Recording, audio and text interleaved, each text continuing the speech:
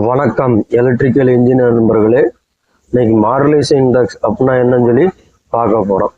இப்போ பவர் எலக்ட்ரானிக்ஸ்ல பார்த்தீங்கன்னா modulation index is defined as the ratio of the fundamental component amplitude of the line to neutral inverter output voltage to 1 half of the available DC pulse voltage.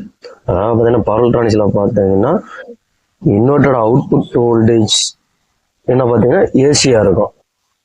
2 அது divided by half of the DC power voltage. இதான் வந்து என்னன்னு பார்த்தீங்கன்னா modulus index. இதோட Asia இருக்கும், அதோட input வந்து டிசியா இருக்கும். இதோட ரேஷியோ தான் வந்து என்னன்னு பார்த்தீங்கன்னா மாடுலேஷன் இண்டெக்ஸ். இதே இந்த ஆம்பிளிடியூட் மாடுலேஷன் அதில் பார்த்தீங்கன்னா the modulation index is defined as the ratio of amplitude of the modulating signal to the carrier signal. அதாவது பார்த்தீங்கன்னா இது ஒரு மாடுலேட்டிங் சிக்னல், இது ஒரு கேரியர் சிக்னல்.